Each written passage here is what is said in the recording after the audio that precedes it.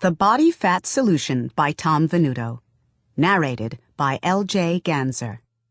Introduction read by the author. As an aspiring teenage bodybuilder in the mid-1980s, I was initiated into the world of body transformation.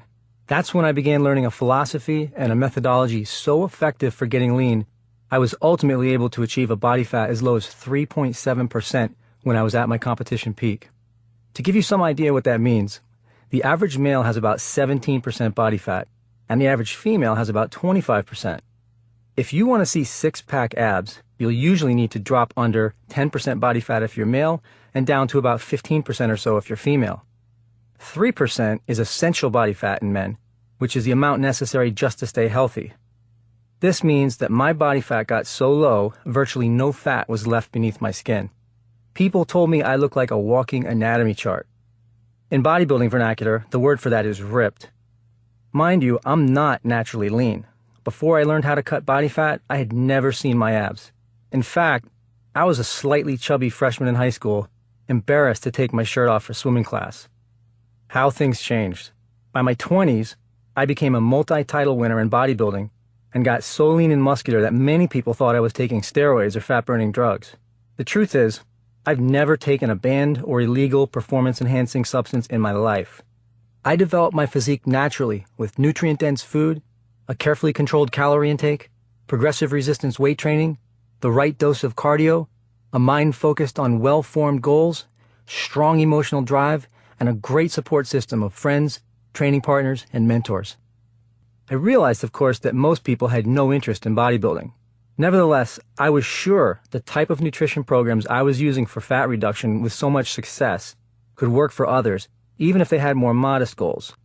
So I compiled my fat-burning techniques into an organized system, and I began teaching them to others. Since 1990, I've personally trained hundreds of people one-on-one in the gym. More than 600 people graduated from my 12-week Burn the Fat coaching program, which later became the basis of my first self-published eBook, Burn the Fat, Feed the Muscle. Since the internet boom at the turn of the millennium, tens of thousands of men and women from more than 143 countries have used my web-based fat-burning programs, hundreds of thousands have subscribed to my email newsletters, and millions have visited my websites and blogs. How effective does your fat-burning program need to be? Under my guidance, men and women were cutting body fat like crazy, even when they'd been stuck for years with stubborn belly fat or diet-resistant lower body flab. I've lost count of how many of my clients have joined my 100 pounds gone club, and more than one has shed over 200 pounds. I also worked with people who weren't overweight. They started with average body fat levels, and I helped them reach the extreme leanness necessary for bodybuilding, fitness, figure, or before and after transformation contests. Despite the fact that people of every size, shape, age, and background were succeeding using my advice, I noticed that something was missing. I seemed to attract a certain type of client, and most of them had a few things in common. They were all highly motivated, they all wanted to maximize their results, and they were all willing to do whatever it took to achieve their goals.